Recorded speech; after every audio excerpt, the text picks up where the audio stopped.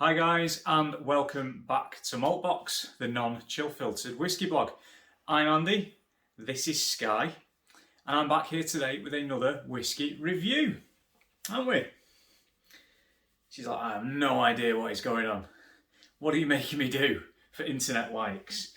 Now we're down here today because the temperature's a bit warmer than it has been. So, anyway guys, like I said, I'm back here with another whiskey review. Sky's gone pattering off, probably trying to eat some cat food or something. It's quite appropriate that she's down here with me today because one of the whiskies that I'm going to be reviewing over the course of the few videos that I'm going to be recording is quite prominent in that name arena without giving too much away.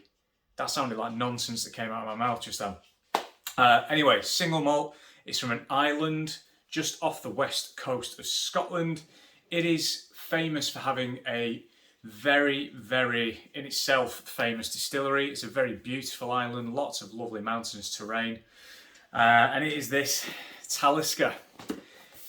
However, whilst I appreciate I've not reviewed the Talisker 10 for a number of years, even pre-Maltbox, I think the last time I did it was the Affordable Whiskey Reviews blog, and I think I reviewed that in something like 2011, 12. It's not the Port Roux either, it's the 18-year-old. I'm going straight in there for the 18-year-old. And there it is, the Talisker 18. Now, at the time of reviewing this, Talisker have done that really annoying thing, well, Diageo have, where they've changed the livery again. Just when I think I keep up with the Talisker livery, it changes again every few years. So, well, in fact, before I do that, there you go, guys. There's the 18-year-old in the bottle. Very gilt number 18 on there. So 45.8%, which is the bottling strength of a lot of, if not all, Talisker general release bottlings. And it's spud. It will be chill filtered, it will have added colouring. It's not going to be natural colour, a little bit annoying. But, you know, we are where we are. Again, I'm not going to make a big point of it. This usually retails quite a lot. It's normally about 90 quid, between 75 and 90 quid. I actually managed to pick this up on malt.com on offer, which is basically Diageo's official website. They've got an online shop that you can buy whiskey from, and sometimes have some pretty good offers on if you go direct to them. So, I mean, I got this, I got a bottle of the 10, and I got free Talisker weekend bag, which at the time, a bit of an added bonus because I was doing quite a bit of running around at the time. So, anyway, without further ado, guys, so, you know, again, colour, I'm not even going to comment on it particularly, you know, like memories of Iron Brew, I guess, because again, it's going to have added colouring in it, so there's no point attributing that colour to cask maturation types or anything like that, or timing cask or types of cask, any of the above. It's probably not going to matter because it has been tampered with in that way. Some relatively quick legs going on the glass there, on the nose. Sky still truffling in the background, and that is the island that she's named after. Hence what I was saying before. Lovely, really lovely nose. So much salinity in there, it's so salty. You've then got this lovely earthy peat. It then kind of steps up a little bit of a gear with a bit hit of like warm, hot ginger. Then comes back down to earth again with some lovely kind of damp moss, you know, like mulchy leaves that you kind of smell when you're walking through the woods in winter. You know, it's like getting a bit damp underfoot, damp earth, that kind of thing.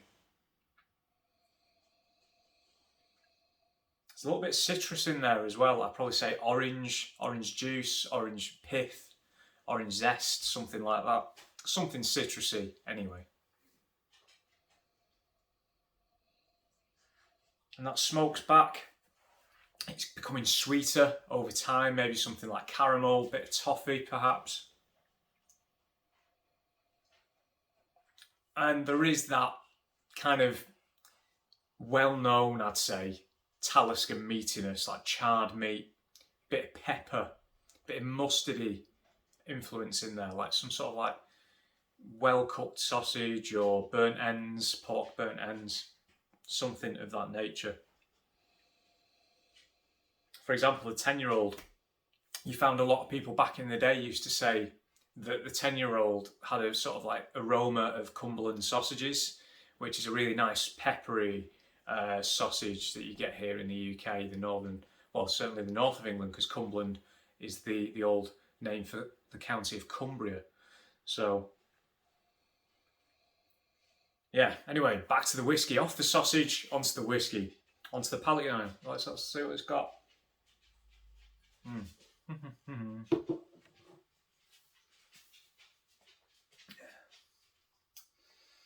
I can just hear the pitter-patter of tiny hooves as she herself tries to hoover up whatever she can find on the floor. Palate, texture, let's address that first. The texture, whilst this is non-chill filtered, is actually alright. Is it groundbreaking? No, it's not. It's still chill filtered, so it is affected in that way.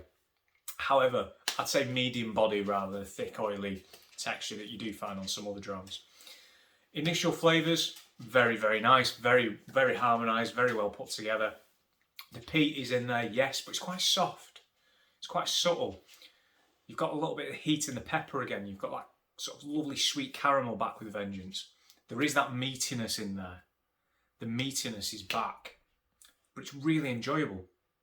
It goes so well with the other flavours. Imagine, again, going back to what I was saying about those burnt ends, or maybe a rack of ribs or something, you've had some sort of like maybe honey glaze on or something like that. Although, you know, I suppose if you're doing it low and slow, honey glaze might not go too well because it'll get too sugared and stuff and it'll go all crunchy and crispy and that. But anyway, back on that. So, you know, Talisker is, I'll be honest, a distillery that I left in the shadows for a number of years. I had my fill back in the day with the 10-year-old, a couple of rare independent bottlings. An indie Talisker, when it's labelled as Talisker, is very expensive. Very expensive. Bottlers like Hunter Lang and their old malt cask range, and a couple of others that I can't remember off the top of my head, maybe Hepburn's Choice, which I think is Hunter Lang again. You're looking at single digit, like 6-year-old, 7-year-old, 8-year-old whiskies that was 75, 80 quid. That, however, is no different from Diageo's own special releases for Talisker. Look at last year's, an 8-year-old finished in rum casks, I think, which is quite unusual for them, don't get me wrong. Rum casks is not the sort of like cask that you associate Talisker with, or Diageo as a whole, I guess. They tend to play it pretty straight and narrow as things go. But again, that was nearly 100 quid, I think, like 85, 90 quid for an 8-year-old. And then you got the 18 at that kind of price range. So I was like, probably not one for me. But again, that was high strength. I think that was something around 50-something%. This is the 45.8 that we've already discussed. So different strokes for different folks, isn't it?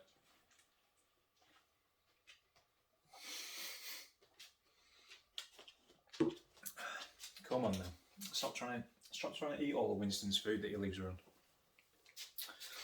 Back onto that palate. The salinity's there. Again, the meatiness. The sweetness then comes back to balance it out. The peatiness is back. It's quite a dry smoke, but thankfully that sweetness adds a bit of body, depth and roundness to it all. Finish, surprisingly long, very moreish. Sweetness again. Some of that ember of the peat, sort of like embers of smoke in there, in the sense that it's getting softer and it's dying out gradually.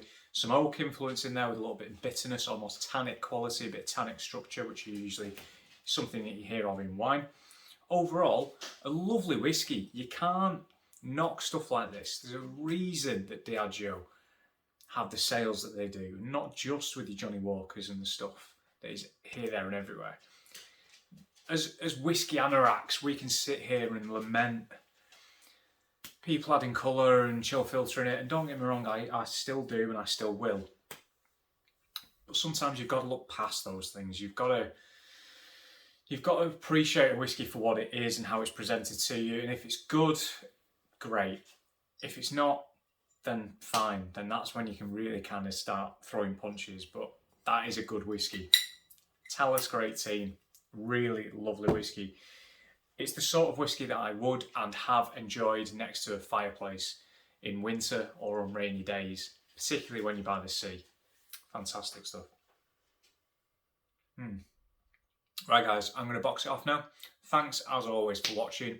If you've not already subscribed, please feel free to do so, but you're under no legal obligation whatsoever. Please read the small text very quickly scrolling at the bottom of your screen for T&Cs. I'm on Instagram at maltboxwhisky, Twitter at maltbox.